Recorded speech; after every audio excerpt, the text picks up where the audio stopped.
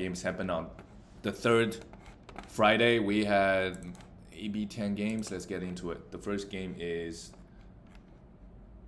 the Orlando Magic beat the Charlotte Hornets. Both teams have nothing to play for other than trying to lose as many games to get a better pick. Fred Wagner got hurt. If you're in the playoffs, drop him. He's going to miss a couple games, and he's not that good of a player anyways in fantasy. And I would keep my eye out on Jalen Suggs or Cole Anthony, right? They got a good schedule. They're going to get a few more minutes. Wendell Pancaro plays super well, 31 points, and hit 2 threes. His efficiency is still an issue, but the counting numbers are pretty nice. Wendell Carter Jr., 9 rebounds, 12 points, 2 threes, okay numbers. Could do better. And then for the Hornets, Kelly Oubre Jr. is just absolutely must roster. The timing just works out, right? LaMelo Ball comes back, he's hurt. He comes back, LaMelo is out for season. 29 points, absolutely must roster, 4 threes. And hitting his free throws as well, and had added 10 rebounds and 2 steals.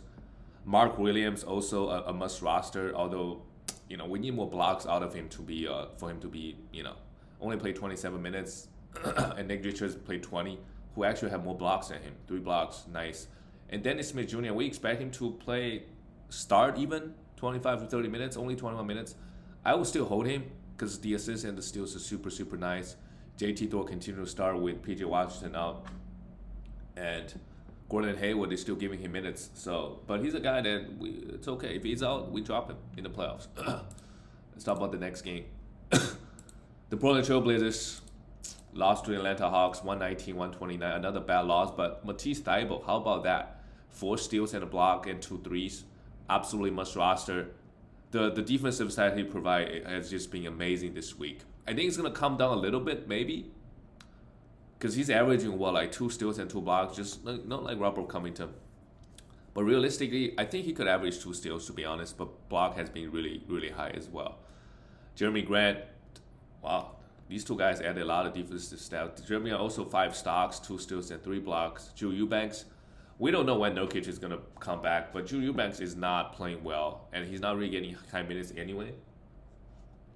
Cat Reddish is another guy that we could stream for sure. 25 points, wow, great game. And we know that Anthony Simon is going to be out for a little bit. Cam Reddish, sure, him playing 30 minutes can provide. Field goal, you got to be careful about field goal, but everything else should be pretty solid. And Damian Lillard, only 33 points, 8 assists, 5 threes, and 2 steals. Continues to just be amazing. And then we look at the Atlanta Hawks. DeAndre Hunter, just points and 3 streamer. They got a good schedule, go for it. And Dejounte Murray had a just amazing game. 41 points, 5 for 5 from threes. And Trey also not bad, 23 points, 11 assists. Toward the end of the season, finally Dejounte Murray is picking it up a little bit. Same thing with Kempla only played 25 minutes, while Okongwu played 23 and had 3 steals and a block. So way better off, way more stocks for Okongwu. Also another guy you could stream. And Bogdanovic, I would drop him. Yeah, I would drop him. Ever since the trade, Sadiq Bey is eating into some of his minutes. Yeah, it's fine. I would just drop him. Yeah, John Collins also. What is going on? Also a drop. To be honest with you, John Collins. I don't like if you're looking for some counting number. He doesn't really provide any. It's just the efficiency. He's not gonna give you a lot of points or rebounds or maybe it's just a little bit of blocks, which is nice. But everything else is so little. So you gotta think about dropping me as well. All right, the next game, the Brooklyn Nets went into Celtics and beat them 115-105. After the trade, Mikal Bridges has been just a beast. 38 points again with 4 threes. See, if you give him the usage, he could be a 20-point scorer, easy. 10 rebounds, 4 threes, yeah, just really great stuff. Claxton had 3 blocks and 12 rebounds. Not bad, struggled a little bit offensively. Dorian Finney-Smith had a good game. They all shot the ball pretty well. As a team, they only shot 31% actually. And 42% from the field. They went to the free throw line, not that much, but Celtics just probably had a lot of turnovers. 19 turnovers. Cameron Johnson had an amazing game the other day. Another great one here, 20 points with 2 threes. Didn't really shoot the ball that well, but his usage is high up there, which is really good. Spencer Dinwiddie, yeah, they all play well, the main guys. And this game, they kind of shortened the rotation, right? They didn't play some of the other guys, and some of the guys are out. So Cam Thomas only played 7 minutes here. There's no point when everybody's healthy. It's really lottery. Some nights he will get 30 minutes because he shot the ball pretty well. Some nights he plays 7 minutes, just give you nothing. Royce O'Neal played well. Played not that well. I don't personally probably not gonna really touch him, to be honest. For the Celtics, Jason Tatum, great. 22 points, 13 rebounds, 5 assists, a steal, and 2 blocks. Missed all 7 threes. Jaylen Brown, huge game, monster game, 35 points with 3 threes, 3 steals, and a block. Marcus Smart had 8 assists and 3 steals. Pretty nice numbers across the board for a lot of the Celtics. And the bad news is that Robert Williams got hurt. And we got to think about, if you don't have an IR, got to think about dropping him as well if you're in the playoffs. He hasn't really been, that amazing anyway. So definitely drop him if you can, and find somebody else on the waiver wire. And Derek White also played 23 minutes when everybody is healthy, just a streamer. In the playoffs, it's a lot about schedule. I don't think Celtics got a great schedule coming up. The back-to-backs. The Knicks. How about the Knicks? They beat Miami Heat on the road. That's pretty impressive, even though they were the favorite going into this game. They won by 2, and Julius Randle hit a buzzer beater. Amazing. 43 points. Not a buzzer beater, but walk-off shot with like 1 second left. With 8 threes, 9 rebounds. Yeah. Heyman and Jalen Brunson, this duo have been amazing. It will be interesting to see them in the playoffs because Julius Randle, I remember in the last time they were in the playoffs versus the Atlanta Hawks, he got, defense really developed their game plan for him, and he just really struggled the whole entire series. That's what happens. So Jalen Brunson can be that guy this year. We'll see. 25 points for Jalen Brunson, great. RJ, I would drop him. 29 points for RJ is just not enough. If you need points, it's fine. But otherwise, I would drop him. Emmanuel Quigley also played pretty well, 21 points. And Josh Hart, 32 points. Added a little bit everything, so I would happy to hold on to Josh Hart for a few more games. For the Miami Heat, Kevin Love, even though he's starting, I thought he could be absolutely must roster, give him 30 minutes a night, because they really need offense, right? They need somebody to space the floor too. But so far, hasn't been. I mean, he's a plus 13 and they lost the game. So Tyler Hero had 29 points. And where's Kyle Lowry? Still don't know where he is. So we could continue to stream Gabe Vincent, Victor Oladipo if they have back-to-backs. Tyler Hero had a great game, 29 points with 5 threes. And Bam and Jimmy Butler. Jimmy Butler, wow. Free throw line 20 times, made 18 of them. Huge game from Jimmy. But ultimately, just not enough. The next game, the Phoenix Suns, easy work. On the road, won by 21 points, crazy. KD is not gonna put up the numbers he was putting up on the Nets. I think he just kind of, there are a lot of offensive weapons.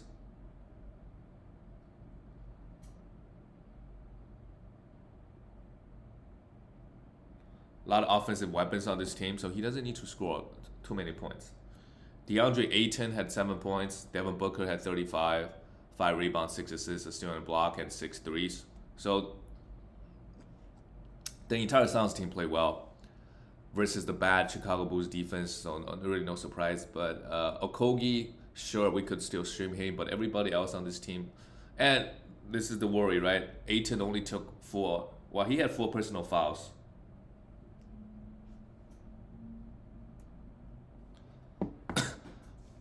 But only took 4 field goals. That's the worry. Like, if KD is playing, how much usage is he going to have for Ayton, who was having a pretty nice stretch after the KD trade and everybody else got traded.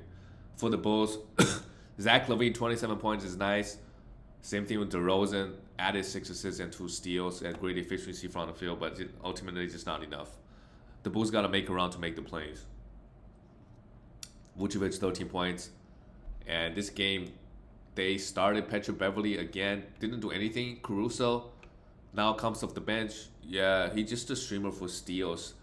I think they picked up Patrick Beverley, so his minutes are kind of low, so it's okay to drop him if the schedule is not that great. We'll go to the next game. The Utah Jazz lost to Oklahoma City Thunder with no Shea on the road. Lauri Markkanen, 20 points and 10 rebounds, not bad. But how about Walker Kessler? made all everything, right? 11 rebounds and 4 blocks, great numbers. Kelly Olynyk added 3 blocks as well, pretty impressive. And they're missing Jordan Clarkson, and Taylor Horton Tucker had a pretty horrible game with 6 turnovers. But he's a guy that we could continue to stream. And Chris Dunn, right? We gotta stream him as well. He's been putting up some great numbers. We know he can come in 25 minutes, get us 2 steals and 6 assists. Really, really valuable in category leagues if you need those 2 categories. I think for sure I would roster him. And for the Oklahoma City Thunder, with no Shea, Isaiah Joe is a guy that we want to keep.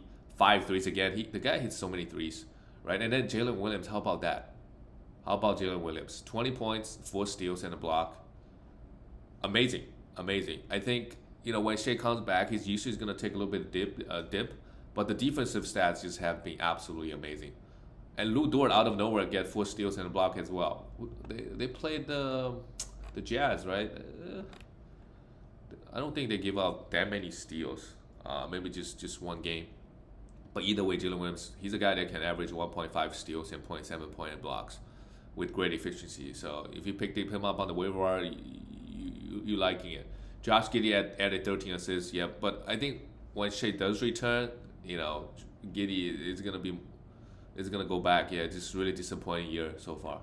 And Aaron Wiggins also had a huge game, but I wouldn't worry too much. He's probably just gonna go back to normal the next game. All right, the Grizzlies, the Denver Nuggets, they're just too good. At home, I guess, won by 16 easy. Grizzlies is no joke. Xavier Tillman, 30 minutes. Where's Steven Adams? We don't know. He is, Tillman is a guy that we could stream for sure in the playoffs. Dylan Brooks, another guy that we could stream for some points and threes. Actually, he got suspended, so you could actually drop him. I don't know what their schedule looks like. You just gotta be smart, flexible with in the playoffs. The guy gets suspended, you gotta drop him. Yeah, because a lot of other teams are doing the same thing. So the waiver wire, there should be a lot of good enough players, and also the teams that are out of playoffs, theoretically they shouldn't be picking out players. So maybe there's just more talent on the waiver wire than before. Anyway, Jaren Jackson Jr. 3 blocks, good enough, 15 points. Desmond Bain 19 points, and John Moran had 10 assists, 2 steals, and 27 points. Okay, overall, just not bad. Denver Nuggets, Michael Porter Jr. truly had a what assist? That's great. Had 2 threes, 8 for 8 from the free throw line, not bad. Jokic, another easy triple double, 18 rebounds, and he just takes 10 shots, no big deal, right? Jamal Murray takes 19, had 22 points. Jokic is just so good. He's such a unique guy. Man, because he can get his points so easy if he wants to, but he just passing it. He took 10 shots, right? That's actually been an issue a couple years ago in fantasy where he just scored 2 points and have 8-9 assists. Sometimes it will drive owners crazy before he's proven himself to be the best fantasy player. Now we know, okay, this is something he does from time to time. But he still had 18 points, so yeah. Aaron Gordon, 13 points. He's fallen off quite a bit. Do we want to keep it? It's fine. Depending on what category you need. He give you a little bit points and rebounds, a little bit threes. KCP had 5 assists. If you need threes and steals, he's a guy that you can roster, no problem. Jamal Murray had a decent game as well. 9 assists, 2 steals, and 22 points. And guys off the bench like Bruce Brown, I'm more than happy to stream him if their schedule is great. The next game, the Warriors, they just keep finding ways to win. Won again, 99-108. For the Pelicans, Valanciunas out. Larry Nance Jr. out. They start awarding Corbin Gomez and give Jackson Hayes 21 minutes. Maybe stream, guys continue to be out. Jackson Hayes have a little bit upside, but this game not so much. CJ played 40 minutes, 25 points, and 3-3 is great. Brandon Ingram only had 17 points and missed a bunch of free throws. Just a bad game. Warriors defense is great. So, it's fine as long as he's healthy. Trey Murphy had 3 threes, and Herbert Jones had a huge game. 4 steals and a block. A lot of guys went off last night. A lot of guys with 4 steals, and Matisse Thybulle did that too. Sometimes it's matchup, right? Warriors, they do have a lot of turnovers. Draymond Green specifically had 4 horrible games for Draymond. Kevon Looney added 11 rebounds. That's not bad. We could stream him, I think, for some rebounds if the schedule is good. Clay had 27 points. Jordan Poole didn't shoot the ball well, didn't hit a three, but had 18 points, went 12 for 12 on the free throw line. Curry's gonna be back, so I think Jordan Poole might get impacted for sure. Not might, he's gonna get impact usage wise. Same thing with Clay, and Dante DiVincenzo may be droppable, so we'll see. Another great game. I mean, he only had 3 points, but had 1 3, 7 rebounds, 6 assists, and a steal. Like if he give him 30 minutes, he's a top 70 player. Dante, I like him a lot in fantasy. His game translates well in fantasy. Oh boy, the Clippers, another loss. They just cannot win a game with Russell Westbrook. I think they did win actually, one game. Kawhi Leonard was out. Russell Westbrook had a great game. You can't really blame him. He was a plus 10, and sometimes that's what it is. Like you go to a new team and you lose first couple games. It just the pressure kind of gets to you. The pressure kind of piles up. But Russell Westbrook played well this game. 12 of 16, didn't shoot the ball well from the free throw line, but 10 assists, 27 points. Those are great numbers. And the plus minus shows that as well. Eric Gordon, damn, the Clippers got so much talent, to be honest with you. Eric Gordon, Mason Plumlee, Batum, and they have like 3 or 4 other guys can come and just start on a lot of NBA teams. Paul George, 28 points, 10 for 10 on the free throw line. I mean, everything is great, but they just didn't get the win. Batum could be, streamed. Mason Plumlee, you could stream as long as Zubac is out. He had 8 rebounds and a block, not bad. For the Kings, yep, they just keep doing it. De'Aaron Fox, huge game, 33 points, 7 rebounds, 7 assists. Sabonis, 23 points. Yeah, I mean, the 2 star players both play well. And Keegan Murray hit 4 threes. That's pretty impressive. And Kevin Huerter hit 3. But not much else going on with this team. Keegan Murray and Harrison Barnes, to me, they're just streamers. If you need some points and 3, same thing with Malik Monk.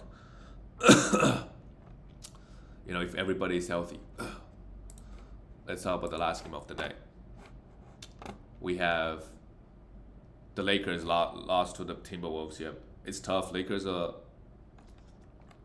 with every loss they're like further and further away.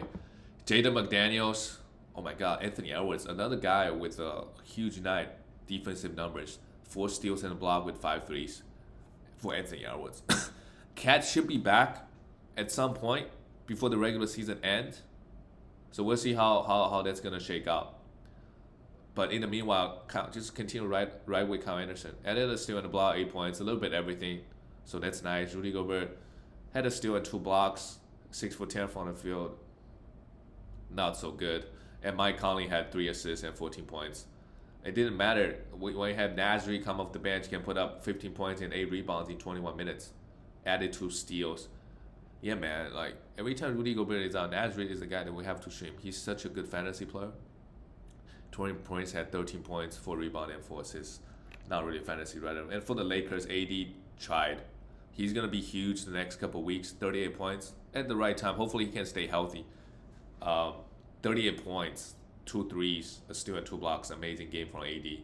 Jared Vanderbilt added 2 steals, but not much else. I think Vanderbilt is a guy that plays better, if LeBron's playing, for sure. So with LeBron, I'll kind of impact him a little bit. Troy Brown had added 3 steals. Malik Beasley, we could definitely stream him for 3s and points. Had 3 threes here, is pretty good. Dennis Schroeder also added 12 assists. With LeBron out, we could have him points, assists, and 3s. He's good at that, but the efficiency is bad. Not a lot of defensive stats, a lot of turnovers. We know who he is at this point. And that's it, guys. I'll see you tomorrow.